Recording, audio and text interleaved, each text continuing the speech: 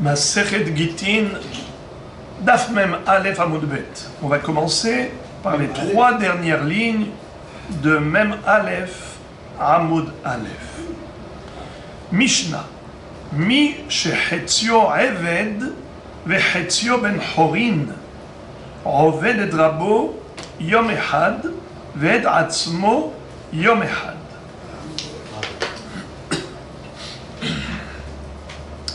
Cette Mishnah également va traiter du sujet de l'esclave cananéen, Eved Kenaani. On a vu différentes halachot relatives au Eved Kenaani. Cette Mishnah va nous parler d'un Eved Kenaani qui est très spécial. En fait, il est à moitié esclave et à moitié libre. Hetzio Eved ve Hetzio ben Chorin. Alors, le cas classique, comment est-ce qu'on peut avoir un homme qui est moitié-moitié, 50-50%? Eh bien, imaginons qu'il appartenait à deux maîtres associés. Réhouven et Shimon étaient les propriétaires du Eved Kenaani. Et voilà qu'il y en a un des deux qui l'a libéré. Dans ce cas-là, il est à moitié juif, à moitié Eved Kenaani. Alors, on a déjà dit plusieurs fois que le Eved Kenaani est ni goy ni juif. Il n'est plus goy, mais il n'est pas encore juif. Lorsqu'il est libéré, alors là, il devient juif.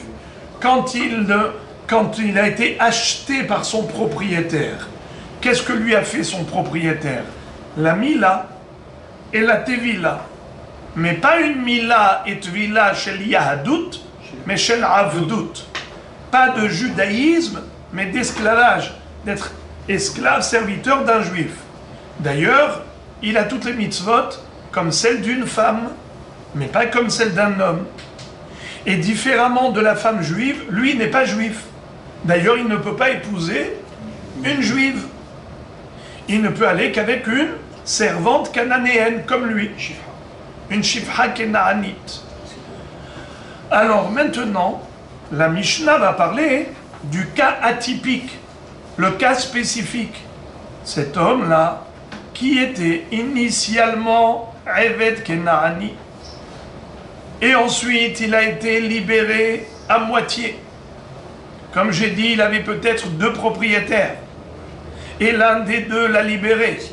Donc maintenant, il est à 50% esclave de celui qui est encore son maître, et 50%, il est déjà libre.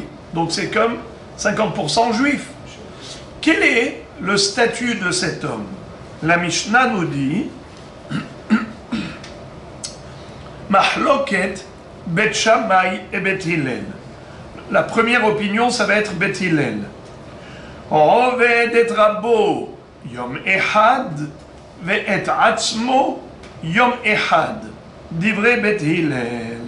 C'est-à-dire, étant donné qu'au niveau du statut, il est 50-50, mais comment concrètement ça va se réaliser, s'appliquer? Comment il va se comporter? Il va se comporter comme un esclave ou il va se comporter comme un homme libre? Puisqu'il est moitié-moitié. Alors, la convention, l'arrangement est très simple.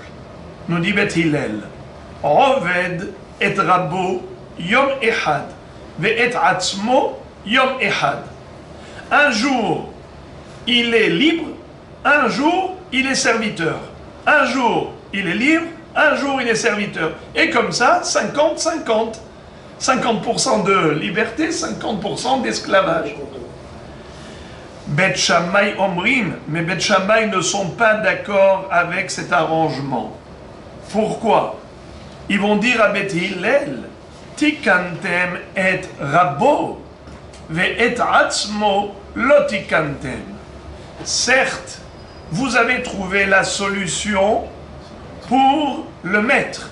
Le maître qui, comme on a dit, il y avait deux maîtres. Il y en a un qui l'a libéré, l'autre il est resté le maître. Eh bien lui, il a toujours son avantage. Pourquoi? Comment ça se passait quand ils étaient les deux? Il y avait deux propriétaires, Réhouven et Shimon. Comment ça se passait? Eh bien, ils servaient un jour Réhouven, un jour Shimon. Un jour Réhouven, un jour Shimon. Convention, un arrangement. Eh bien, là, maintenant, il y en a un qui l'a libéré. Eh bien, il va servir l'autre maître un jour sur deux. Tout va bien. Mais Beth Shammai disent, ok, pour le maître, tout va bien. Mais pour le Eved, tout va mal. Pourquoi? Car ce Eved-là, maintenant, il ne pourra pas se marier ni avec une juive, ni avec une servante cananéenne. Regardez comment ils vont dire. Regardez. Lisa Shifha I Efshar, Shekvar Hetzio ben Horin. Bat Horin I Efshar, Shekvar Hetzio Eved. Épouser une servante, il ne peut pas. Pourquoi? Car il est à moitié juif. Et un juif n'a pas le droit d'épouser une servante. Et épouser une juive non plus, il ne peut pas. Pourquoi? Parce qu'il est à moitié Eved Kenaani. Eved Kenaani n'a pas le droit d'épouser une juive. Plutôt, une juive n'a pas le droit de se marier avec un Eved Kenaani. Alors, qu'est-ce qu'il va faire celui-là? Il ne peut avoir des enfants ni avec une Shifha, ni avec une Bat Horin. Alors, qu'est-ce que tu vas dire? Eh bien, ce n'est pas grave. Il battelle. Il restera au chômage technique.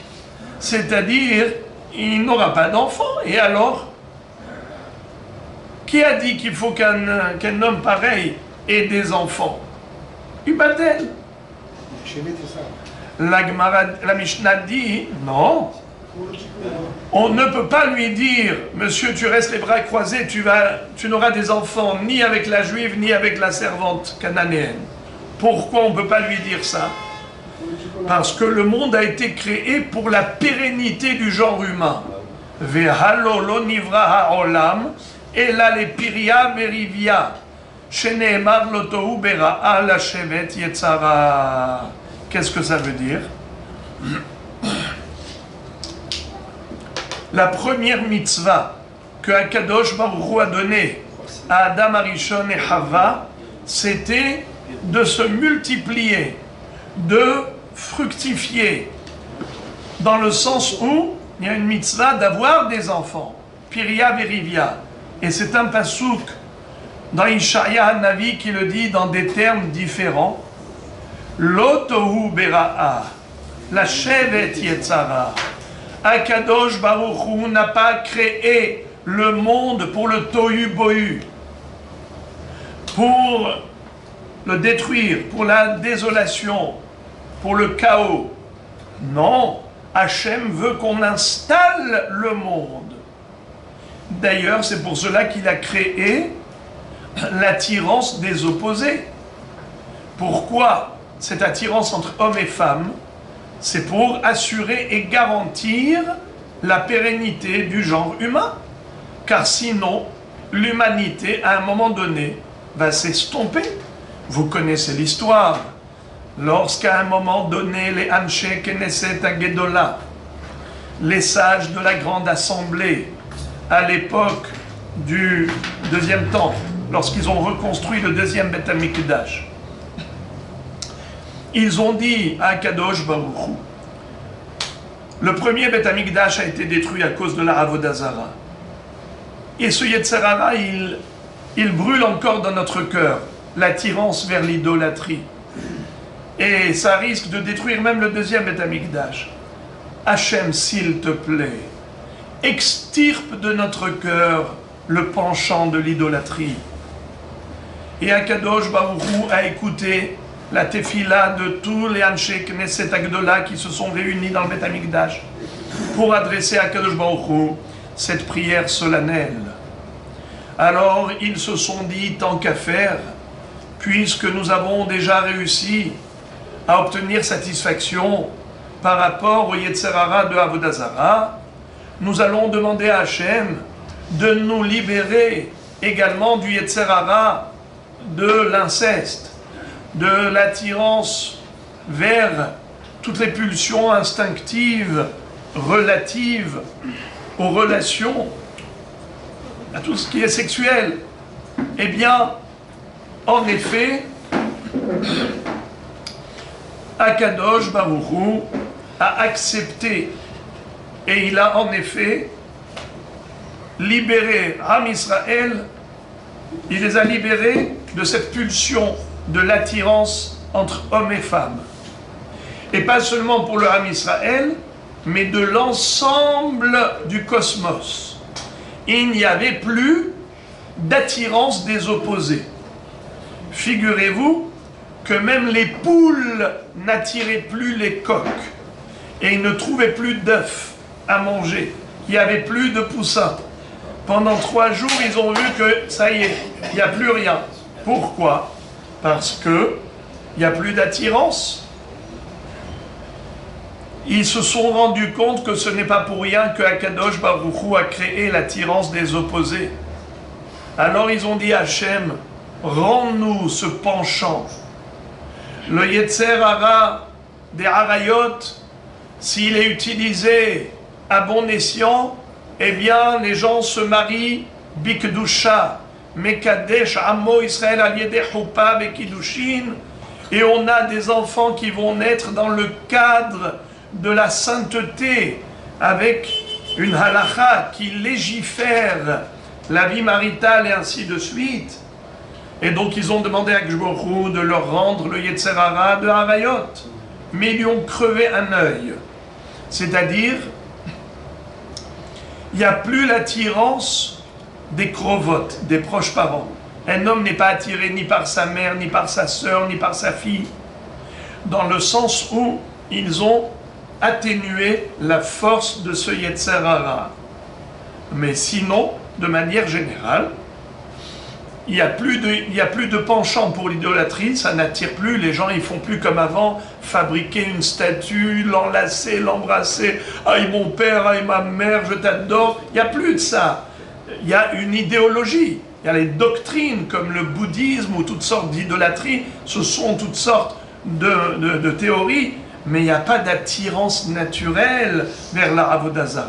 C'est ce qu'on a gagné, obtenu grâce à la tfila de Anshe Knesset Agdola. Donc, c'est la première mitzvah de la Torah, Peru Urvu, et le prophète Ishaïa l'a exprimé en ces termes, Lotohu Bera'a la Shevet Yetzara. Dieu n'a pas créé le monde pour le néant, il l'a créé pour l'existence. Donc il faut qu'il y ait des enfants dans le monde. Et même le Evet Kenahani, il faut qu'il puisse se marier, c'est-à-dire avoir des enfants. Alors maintenant qu'il est entre le marteau et l'enclume, il a un statut intermédiaire, il est 50% Eved, 50% juif, il ne peut épouser ni une juive, ni une servante. Alors comment il va faire pour avoir des enfants? Et là, nous dit la Mishnah, Mi pene tikkun ha'olam. Une fois de plus, les Hachamim ont apporté une solution au monde. Quel takana? Kofin et Rabo, Verose Oto ben Horin, Vekotev Shtar al-Hatzi Damav. C'est-à-dire que les Chachamim, le Beddin, vont imposer au deuxième maître la libération de son esclave. Mais le pauvre, il va perdre de l'argent. Quand il a acheté cet esclave, il a payé 100 000 shekels. Quoi? Maintenant, tu lui dis, pour que l'esclave puisse se marier avec une juive, tu vas le libérer, comme ça il deviendra converti au judaïsme. Oui, mais c'est au détriment du maître. Lui, il a payé cher pour l'acheter. Alors on lui dit, n'aie pas peur, tu ne vas pas perdre ton argent. Lui, le Evet Kenahani, qui a obtenu sa liberté, eh bien, il est redevable. Il va travailler maintenant pour payer la dette, c'est-à-dire se racheter. Pour payer son rachat, il va donc travailler et régler son maître, lui payer sa propre valeur. Et là, il arrive quelque chose d'assez atypique. Vehazu Bet Hillel lehorot kedivre Bet Shammai. Et là, Bet Hillel ont reconnu la véracité des dires de Bet Shammai.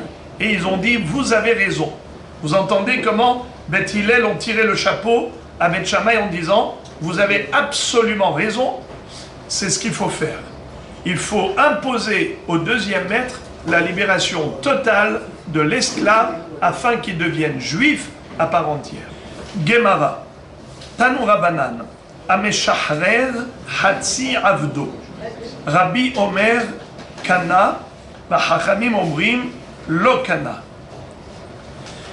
Jusqu'à présent, je vous ai parlé d'un cas de figure qui n'est pas écrit mais fourrage dans la Mishnah.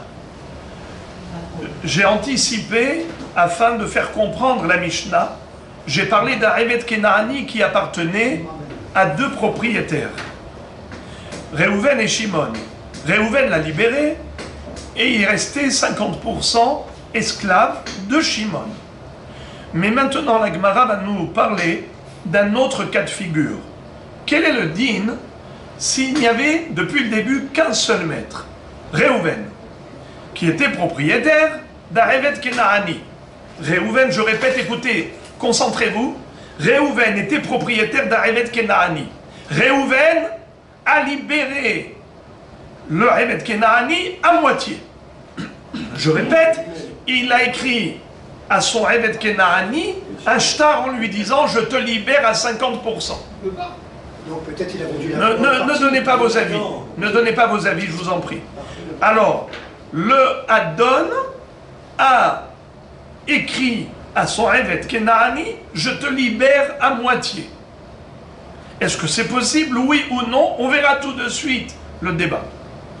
Deuxième possibilité, ce n'était pas une libération par le biais d'un shtar, où il a libéré à 50%, c'était une libération par le biais de l'argent.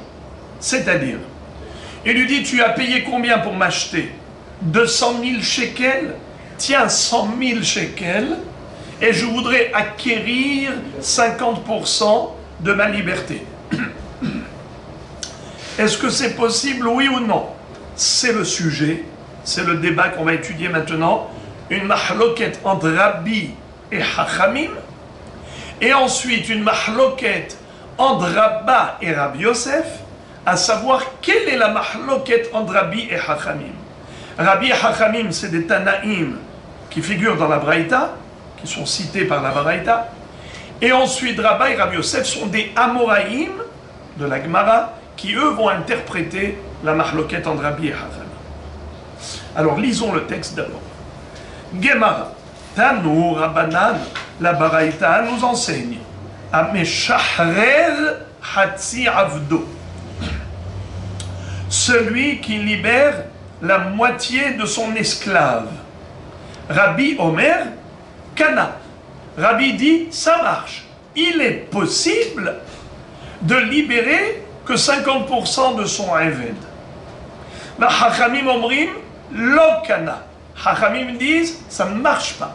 On ne peut pas libérer que la moitié. C'est ou tout ou rien.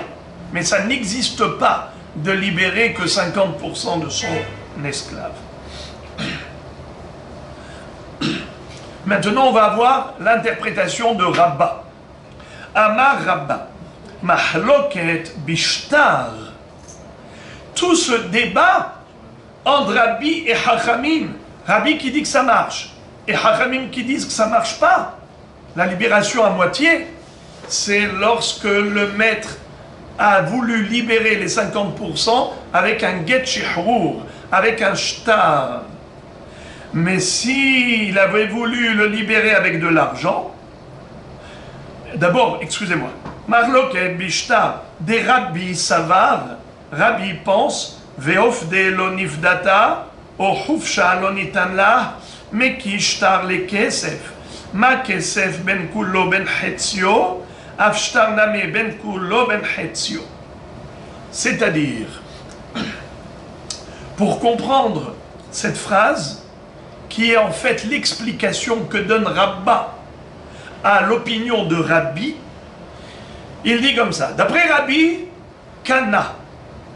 Comment? Kana, afilo bishtar. D'après Rabbi, il y a une possibilité de libérer à moitié son esclave, aussi bien avec un shtar comme avec de l'argent.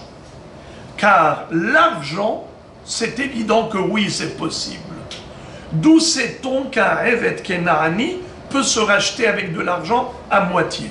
Imaginons quelqu'un qui vient, qui lui donne une enveloppe, il lui donne beaucoup d'argent. Il lui dit, c'est pour toi cet argent, hein, pour ton maître. Ce cadeau, je ne veux pas que ton maître en prenne possession. Ce qui fait que le Evet Kenaani a de l'argent. Il va voir son maître et lui dit, je veux me racheter à moitié. Tiens l'argent, libère-moi à 50%. Ça marche. Où est-ce que nous voyons que ça marche?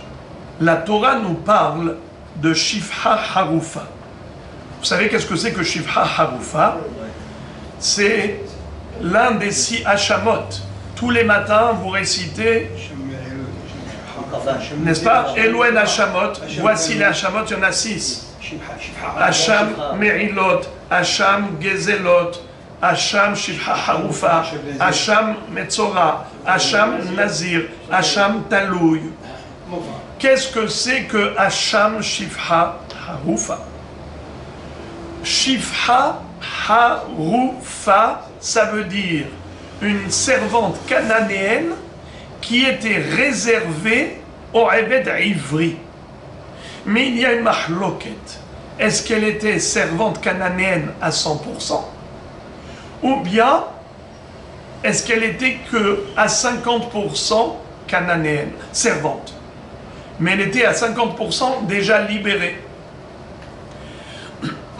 Alors on va prendre cette opinion qui dit qu'elle était libérée à 50%. Et comment elle a fait pour se libérer à 50%? C'est écrit Vehofde lonifdata. Racheter, elle s'est rachetée, elle ne s'est pas rachetée. Dis-moi, elle s'est rachetée ou elle ne s'est pas rachetée? Elle s'est rachetée à moitié. Donc elle est à moitié rachetée, à moitié non rachetée. Vehofde lonifdata. Quelle est la racine du mot ofde? Lonifdata, pidion. Pidion, c'est un rachat, se racheter. Elle s'est rachetée à moitié.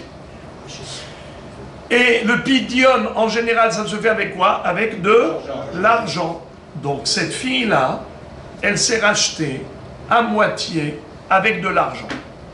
Et celle-là, elle était encore à moitié esclave. Son maître, qui est propriétaire des 50%, l'a donné au Eved Ivri. Il avait un esclave hébreu. C'est un juif à part entière. Un juif a le droit de se marier avec une servante? Non. Mais, lorsqu'il est esclave, son maître a le droit de lui donner une servante pour produire des esclaves. Ça fait partie du travail. De la même façon qu'il a un engagement de travailler pour son maître, il a un engagement aussi à servir son maître en produisant des esclaves. Son maître lui donne des servantes cananéennes et il produit des esclaves avec elles. C'est une chose que la Torah permet. Ve'im adonav itenlo isha. Aisha viladea tiye la adoneha. Vehu yetse begapo. C'est la paracha de Mishpatim. Maintenant, on nous dit que si jamais l'esclave, la servante, qui était réservée à Eved Ivri, elle a trompé son Eved Ivri. Elle a été avec un autre homme. Un autre homme a été avec elle. Cet homme-là, il doit apporter un korban à Sham Shifha Harufa. S'il a fait ça, cet Avera, il doit apporter un korban à Sham Shifha Harufa. Un korban expiatoire par rapport à la faute qu'il a commise avec une jeune esclave qui était réservée à Eved Ivri. Vehi Shifha Neherefet Leish. Le mot Harufa ne figure pas dans la Torah. Dans la Torah, il est écrit Neherefet. Elle était réservée. Je vous lis le pasuk. Veish ki ishkav et isha shirvat zera. Un homme qui a eu une relation sexuelle avec une femme. Vehi Shifha Neherefet Leish. Et elle était réservée à un homme. Veofde lonifdata. Et rachetée, elle ne s'est pas rachetée. Ohufsha lonitanla. Ou bien n'a pas été libérée. Bikoret yé. Alors, bikoret yé, ça veut dire il aura 39 coups. s'il a fait ça bémézide. S'il a fait sciemment, il aura 39 coups. Mais s'il a fait inconsciemment, il ne savait pas que c'était assour, par exemple, lo yumtu, qui lo pacha. Alors, dans ce cas-là, d'abord, s'il a fait bémézide, il n'y aura pas de mort. Il n'y aura que 39 coups. Mais s'il a fait béchogeg, alors il apportera un korban qui s'appelle Hacham, Shifha, Harufa. Rabotai, donnez-moi les trois sentences dont on a parlé. On a parlé de la mort. On a parlé de 39 coups. On a parlé de Korban Hacham.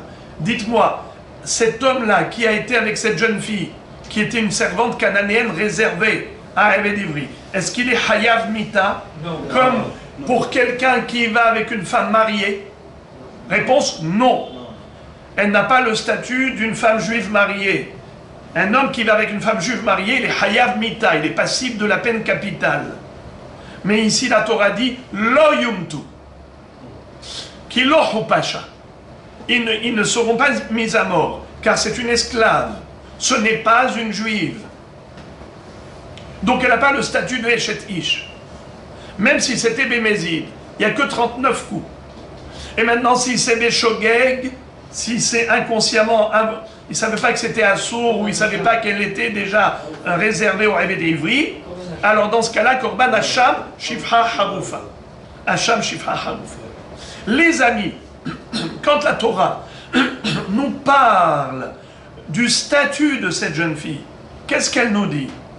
Elle nous dit, Veofde lonifdata, racheter, elle ne s'est pas rachetée, Ohuvsha lonitanla, elle n'a pas été libérée. Donc on a parlé de pidion et on a parlé de libération. Qu'est-ce que pidion? Avec de l'argent. Qu'est-ce que libération? C'est avec un get shehrur, un acte de libération. Un shtar.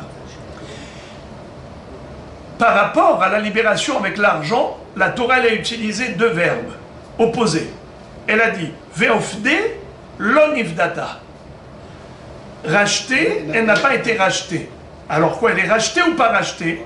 Alors on dit 50%. Elle s'est rachetée à moitié. Elle a donné de l'argent.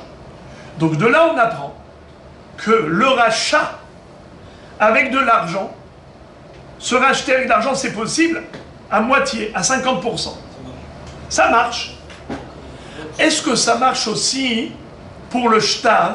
Est-ce qu'un maître peut libérer à moitié son esclave cananéen avec un shtar? Rabbi dit oui. C'est comme ça que Rabba explique. Rabba explique Rabbi. Et il dit, selon Rabbi, de la même façon qu'une servante cananéenne ou un esclave cananéen, parce que c'est pareil, peuvent se racheter avec de l'argent à 50%, ainsi ils peuvent être libérés avec un shtar à 50%. Comment on le déduit? Par la juxtaposition qu'a faite la Torah. La Torah, elle a juxtaposé les deux formules de libération. Pidion et Hufsha. Pidion avec l'argent, Hufsha avec le shtar. Pourquoi elle les a juxtaposés? Pour les comparer, pour dire, comme le pidion peut se faire à 50%, ainsi le shehrur avec le shtar, ça peut se faire à 50%. Je relis.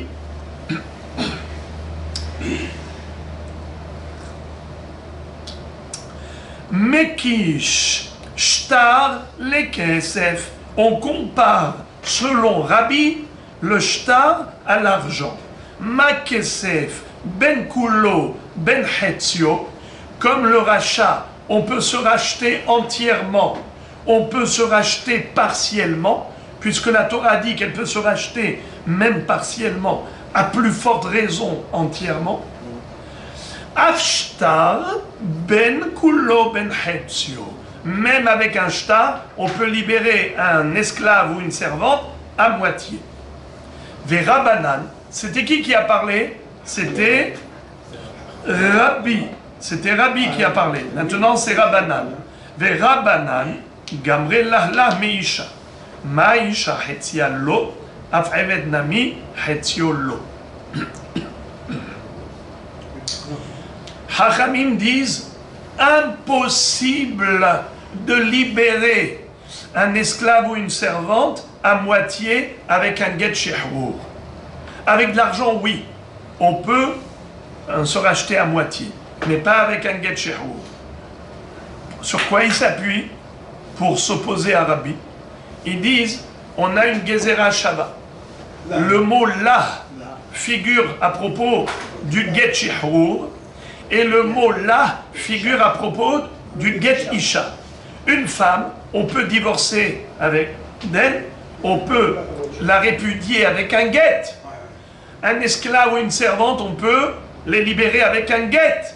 Alors on apprend le din de get shehrour, de get isha, grâce au mot là. Il est écrit vekatav là, sefer keritut, à propos de la femme. Ohufsha lonitan là, à propos de la servante. Pour dire que de la même façon qu'on ne peut pas répudier une femme à moitié, un homme ne peut pas divorcer de sa femme qu'à moitié. Il lui dit, ma femme, je te divorce qu'à moitié. Ça veut dire quoi? Ça veut dire quoi maintenant? Elle n'est pas mariée à moitié. Quoi, elle peut se marier avec un autre homme? Il y a un homme qui va épouser 50% de la femme et un autre homme il va épouser 50% de... C'est pas possible. Il n'y a pas de demi-mesure au niveau du divorce. Il n'y a pas de demi-mesure. C'est ou marié ou divorcé. Il n'y a pas de 50-50. Alors de la même façon que le get isha n'existe pas à moitié, ainsi le get shehrour n'existe pas à moitié. Ça c'est pour le get shehrour, mais pour ce qui en est du kesef, là il n'y a pas de mahloket. Abal be kesef, du vrai hakol kana, pedouya ve'ena pedouya. Par contre, si l'esclave ou la servante cananéenne ont été voir le maître et ils ont dit on veut se racheter à moitié, eh bien ils peuvent donner de l'argent, 50% de leur valeur, et se racheter qu'à moitié. Là-dessus, il n'y a pas d'équivoque. Il n'y a pas de mahloket. Tout le monde est d'accord qu'il est possible de se racheter à 50% avec de l'argent. Toute la mahloket, elle est que par rapport au shtar. Est-ce qu'avec un shtar, le Hadon peut libérer à moitié son révet? Oui ou non? Rabbi dit oui, Chachamim disent non. Sur quoi s'appuie Rabbi? Sur quoi s'appuie Chachamim? Pourquoi Rabbi dit oui? Pourquoi Chachamim disent non? Eh bien, je rappelle oralement ce qu'on vient d'étudier textuellement. Rabbi s'appuie sur le Hekesh, Chachamim s'appuie sur la Gzera Shava. Rabbi s'appuie sur la juxtaposition qu'a faite la Torah entre Shtar et Kesef. Veofde lonivdata, c'est Pidyon Kesef. Ohufsha lonitanla, c'est Get Shehrour. Le Get Shehrour, c'est comme le Kesef. De la même façon que le Kesef peut libérer à moitié, ainsi le Get Shehrour peut libérer à moitié. C'est ce que pense Rabbi. Mais Chachamim disent impossible. Pourquoi? Il y a écrit le mot là à propos de Get Shehrour et là à propos du Get Isha. De la même façon qu'un Get Isha n'existe pas à moitié, ainsi le Get Shehrour n'existe pas à moitié. Alors maintenant la Gemara va ouvrir une parenthèse très jolie. Elle va dire Lima behaka mifalge de mor savar et kesha adifa ou mor savar gezera shava adifa. Est-ce que la mahloket entre Rabbi et Chachamim elle est basée sur qu'est-ce qui est plus fort? Est-ce qu'un Hekesh est plus fort qu'une Gzera Shava ou une Gzera Shava c'est plus fort qu'un Hekesh? C'est-à-dire, quel est le code de la Torah qui pèse plus lourd que l'autre? La Torah, elle s'interprète par plusieurs codes. Bishlosh esre midot Torah nidreshet, bekal vachomer, bigzera shava, binyana bekatuv echad, binyana v'kshektuvim, et ainsi de suite. Il y a des codes. Maintenant, on a deux codes qui se contredisent. Ça veut dire, si je suis la gezera shava, j'ai un résultat. Si je suis le Hekesh, j'ai un résultat contraire. C'est pour cela que Rabbi, qui s'appuie sur le Hekesh, il va dire qu'on peut libérer un Eved à moitié, même avec le shtar, comme avec l'argent, car la Torah, elle a juxtaposé les deux, le shtar et l'argent. Elle a dit, donc elle a comparé le shtar au kesef. Comme le kesef, il peut libérer à moitié, ainsi le shtar. Et Hachamim disent non, kesef, oui, on peut se racheter à moitié, comme il est écrit, mais pour le shtar, pas du tout. Pourquoi? Parce que le shtar s'écrit là. Les katav là, c'est faire kiritout, là, comme pour une femme mariée, on ne peut pas la répudier qu'à moitié, on ne peut pas divorcer qu'à moitié, ainsi on ne peut pas libérer avec un shtar, un revet kenani qu'à moitié. A priori, il y en a un qui dit que la Xera Shava, c'est plus fort que le Hekesh, c'est ce qu'on pense Hachamim, et Rabbi pense que le Hekesh, c'est plus fort que la Xera Shava. La Gemara pose la question, est-ce que c'est cela le débat?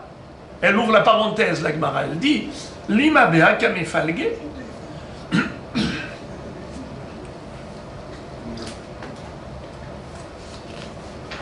La Gemara dit, l'eau, ce n'est pas cela le débat.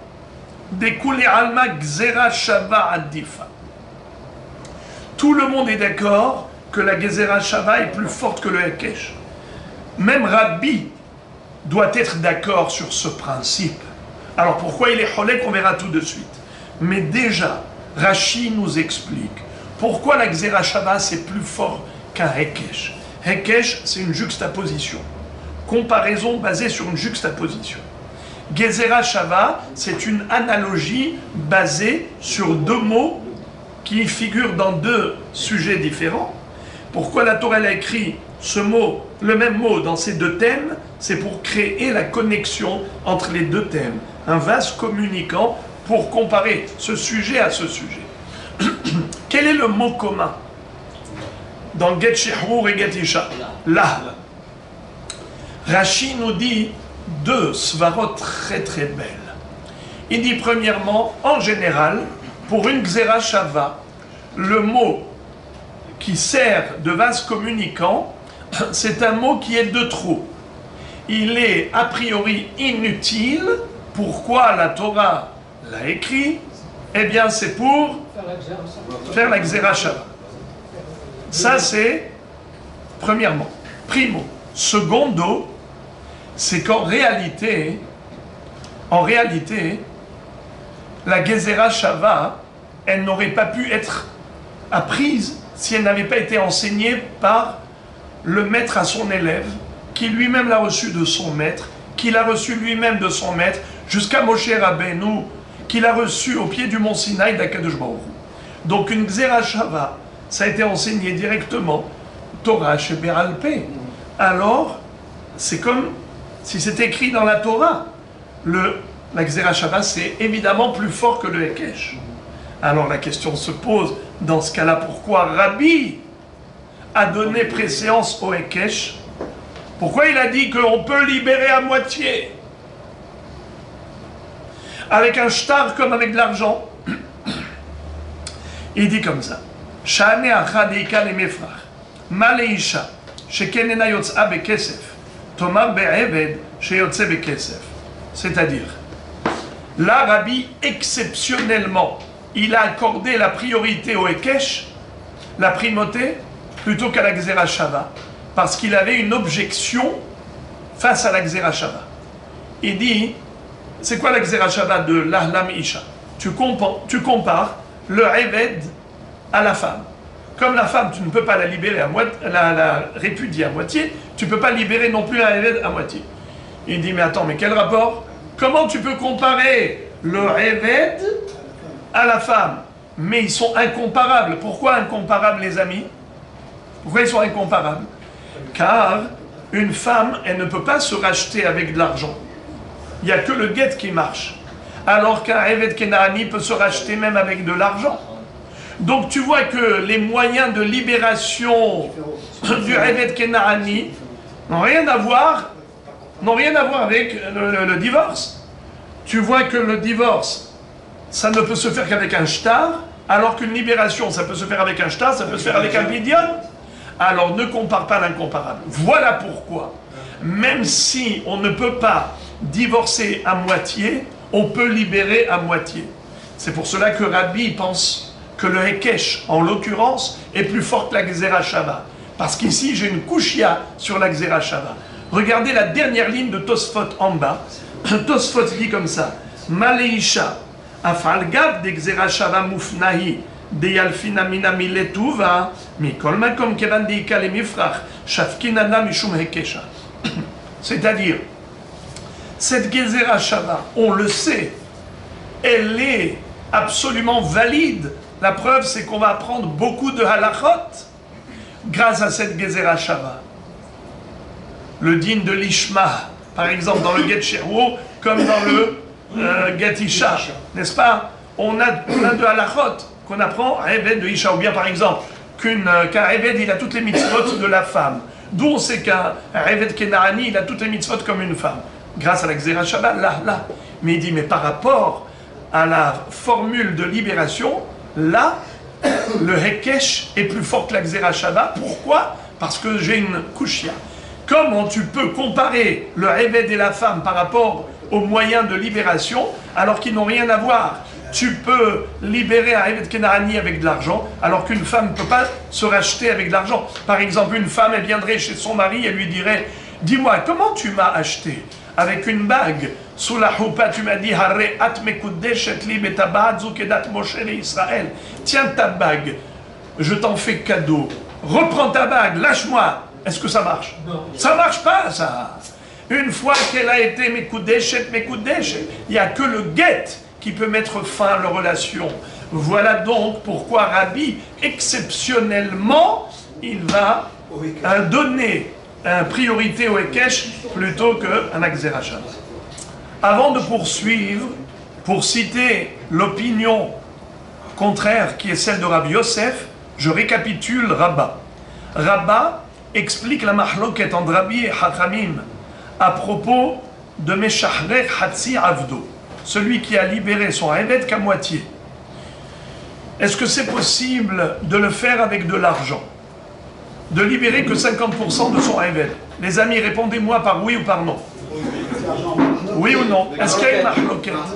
Avec l'argent, non, il n'y a pas de mahloket. Bravo! Selon Rabba, il n'y a aucune mahloket si la formule de libération c'est avec de l'argent. Car aussi bien Chachamim comme Rabbi pense que Vehofde l'onivdata, qu'est-ce que ça veut dire Vehofde l'onivdata? Racheter, elle ne sait pas racheter, alors à moitié pédouya, à moitié l'opédouya. Pidion qu'à moitié. Ça marche? Là-dessus, il n'y a pas d'équivoque. Là où il y a une mahloket, entre Rabbi et Chachamim, c'est par rapport à Meshachrech Hatzi Avdo Bishtar. Si le Adon a donné un get shehur en disant à son Eved Kenaani, je te libère qu'à 50%. Alors, est-ce que ça marche, oui ou non? Rabbi dit oui, Chachamim disent non. Pourquoi Rabbi dit oui? Parce qu'il compare la libération par shtar à la libération avec de l'argent, par le Hekesh de Pidion et shtar, tandis que Chachamim, eux, et ils ont la Gzera Shava pour dire on ne peut pas les comparer, le Pidion et le, comment on appelle ça, et le Get Shehur, parce qu'au contraire, le Get Shehur, on l'apprend de Get Isha, et Get Isha, ce n'est pas possible de répudier qu'à moitié, ainsi il n'est pas possible de libérer qu'à moitié. Maintenant, parlons de Rabba, pardon, de Rabbi Yosef, excusez-moi. Là-bas, à gauche. Rabbi Yosef Amar Mahloket Bekesef de Rabbi Savar Veofde Lonifdata Pedouya Vena Pedouya Verabanan Savre Dibera Torah Kelashon Bene Adam Aval Bishtar Divrei Akol Lokana. Rabbi Yosef, il pense juste le contraire de Rabba. Et il dit que la mahloket des Tanaïm, Rabbi et Rabbanan, elle est justement à propos d'une libération Bekesef. Il n'y a pas de mahloket lorsqu'il s'agit d'une libération Beshtar. car tout le monde est d'accord, même Rabbi serait d'accord avec Chachamim pour dire que Ameshachrech Hatzi Avdo Bishtar Lokana. Impossible de libérer qu'à 50% son Eved Kenaani avec un shtar. Impossible. Ça, même Rabbi en est d'accord. Là où il y a une mahloket entre eux, c'est lorsqu'il a libéré son Eved Kenaani à 50%, mais avec Pidyon, avec de l'argent. C'est-à-dire que le Eved Kenaani vient voir son maître et lui dit combien je coûte 200 000, tiens 100 000 et libère-moi à moitié. Rabbi dit que ça marche. Chachamim disent que ça marche pas. Je récapitule. Selon Chachamim, il est impossible de libérer qu'à moitié le Eved Kenaani. Aussi bien avec de l'argent comme avec un shtar, impossible de libérer qu'à moitié un Eved Kenaani. Un davar kazé. Ça n'existe pas. Rabbi dit, ça existe avec de l'argent, mais ça n'existe pas avec le shtar. Sur quoi s'appuie Rabbi pour dire que oui, c'est possible avec de l'argent? Il dit, c'est le pasuk. Vehofde lo nifdata. À propos de Shifha Harufa, la Torah a parlé de Pidyon et non Pidyon. Elle est rachetée et non rachetée. Ça veut dire rachetée à moitié. Alors pourquoi Chachamim ne sont pas d'accord avec lui? A priori, c'est un pasuk.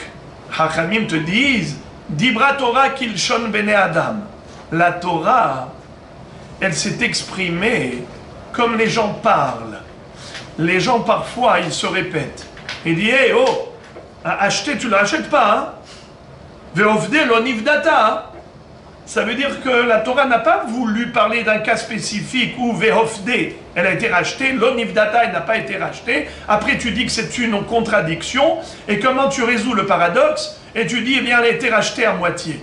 Tout ça, selon Chachamim, n'existe pas. Pourquoi? Chachamim disent, cette fille-là, elle n'a été jamais rachetée. D'ailleurs, pour eux, Hacham Shifha Harufa, selon Chachamim, c'est quoi une Shifha Harufa? Selon Chachamim, c'est quoi? C'est une servante cananéenne qui est réservée à Eved Ivri, mais qui n'a jamais été libérée, même pas partiellement.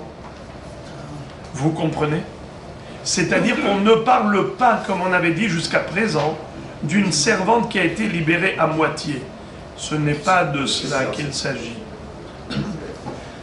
Aval bishtar divrei akol lokana. Donc je répète, verabanan savre divra Torah kilshon bnei Adam. Aval bishtar divrei akol lokana. Rav Yosef va te dire qu'il n'y a pas de mahloket entre Rabbi et Chachamim dans Meshachrer bishtar. Impossible de libérer qu'à moitié bishtar. Métiv et la Gemara maintenant va adresser une objection à Rav Yosef.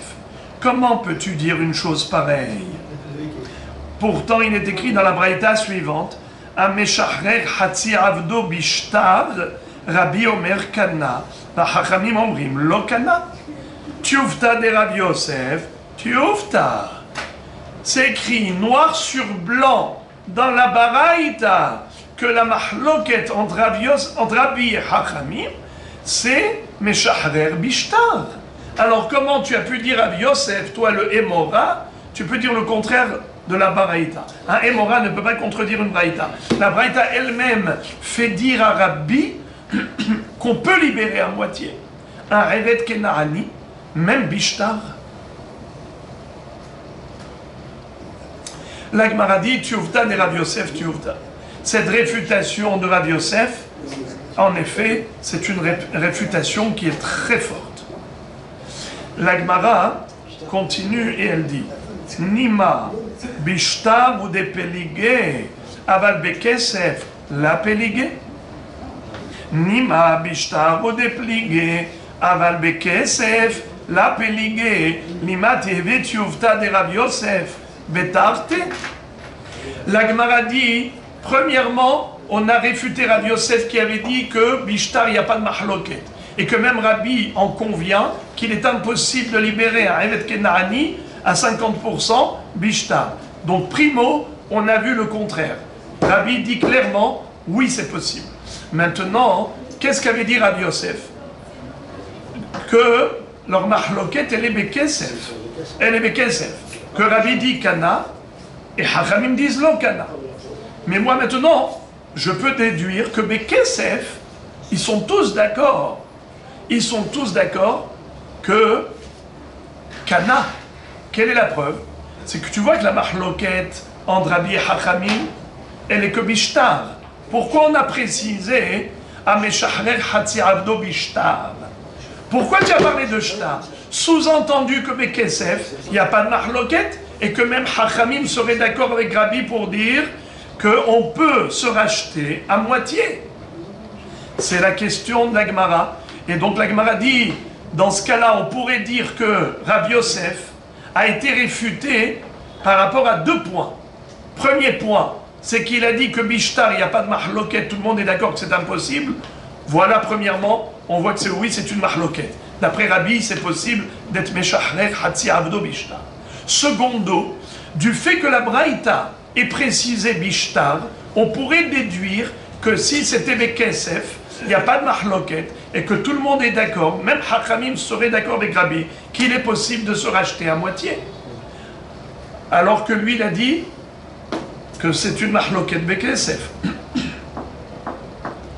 Eh bien, la Gemara dit, Limati Betioufta de Rabbi Yosef Betarte.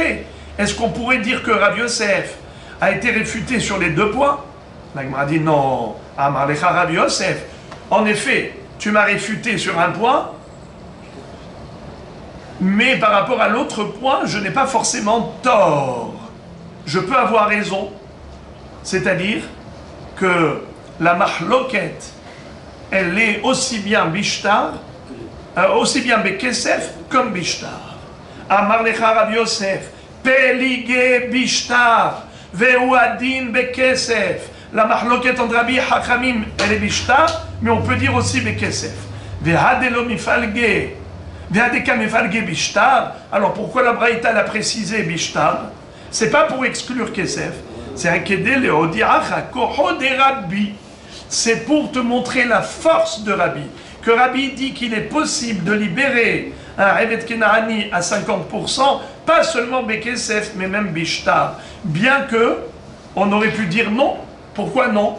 Parce que la Misha, comme une femme, tu ne peux pas divorcer à moitié, tu ne peux pas peut-être libérer à moitié Bishtar. Malgré tout, Rabbi te dit, oui, on peut libérer un Evet Kenaani à moitié, bien qu'on ne puisse pas divorcer qu'à moitié. La Gemara dit, pourquoi tu ne ferais pas le contraire? Pourquoi la Braïta n'a pas établi la mahloket de Rabbi Rabbanan, justement, dans une libération Bekesef, dans un pidion Bekesef? Ça aurait été aussi une possibilité de nous enseigner la mahloket de Rabbi Rabbanan Bekesef et de nous montrer la force de Hachamim qui disent qu'on ne peut pas libérer à moitié, même pas Bekesef, bien que dans la Torah il est écrit Veofne l'onifdata. Eux ils vont dire ça ne veut pas dire Bekesef, ça veut dire Dibra Torah Kelashon Bene Adam. Pourquoi est-ce que la Baraita n'a pas enseigné le Hiddouche d'après Hachamim? La Gemara nous dit Koach de Tera Adif. Qu'est-ce que ça veut dire Koach de Tera Adif? Il est préférable d'enseigner un Hiddouche de Heter plutôt que d'enseigner un Hiddouche de Issour.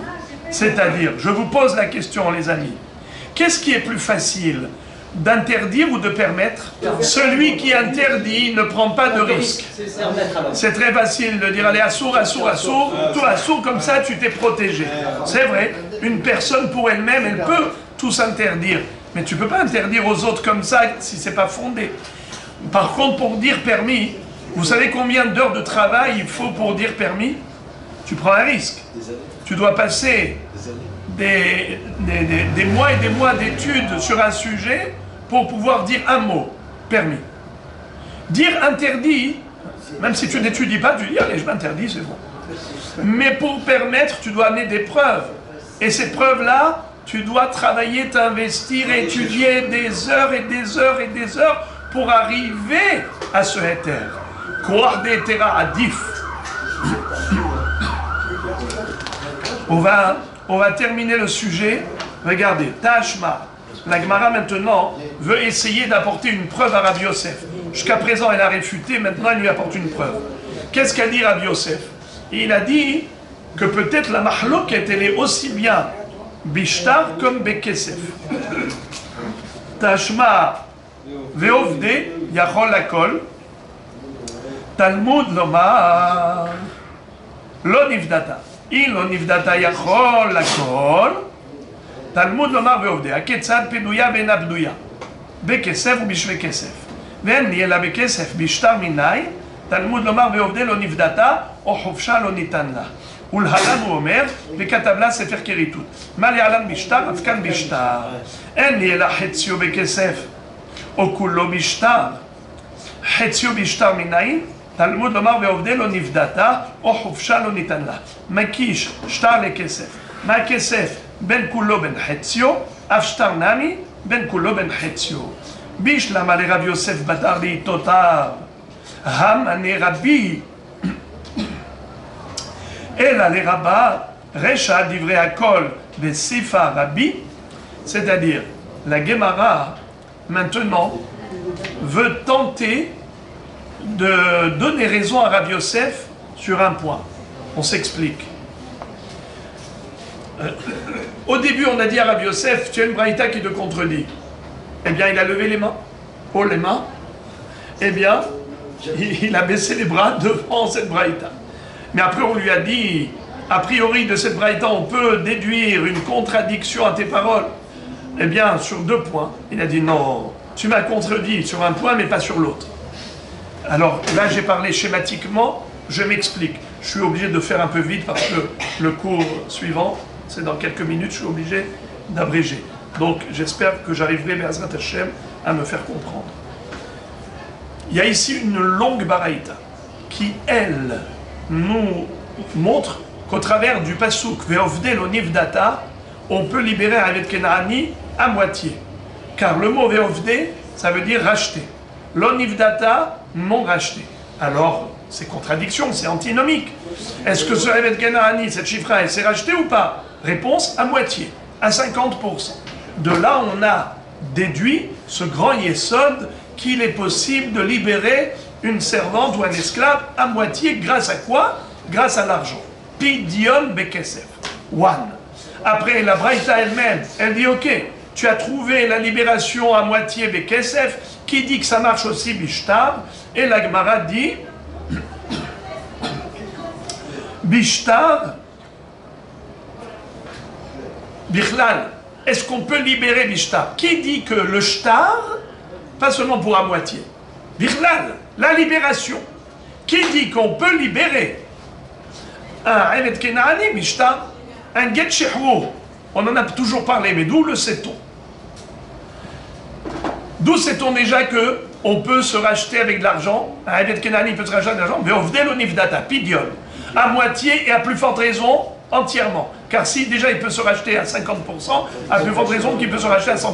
Maintenant, qui dit que la formule libération Bishtar existe?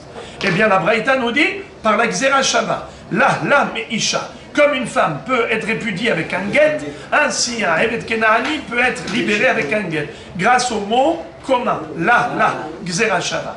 La Gemara dit, ok, en yela hetzio bekesef, okulo bishtar. C'est-à-dire, pour le pidyon, il y a écrit même à moitié. Où est-ce que tu vois que même à moitié, hofde, l'onifdata. Pidyon et pas pidyon, ça veut dire pidyon à moitié. Maintenant, le shtar, pour une libération à 100%, où est-ce que c'est écrit? La Misha, par comparaison avec la femme. Comme une femme, elle est divorcée entièrement grâce à un get, pareil à la libération d'un evet. Mais qui me dit, regardez la Braïta, elle nous dit maintenant,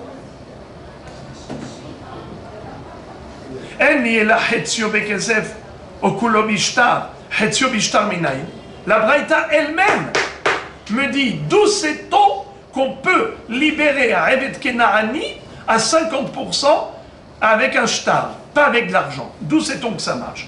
Talmud lomar ve'ovde lo nivdata chofsha lo nitan la. Mais ki shtar le kesef, ma kesef ben kulo ben chetzio, af shtar nami ben kulo ben chetzio.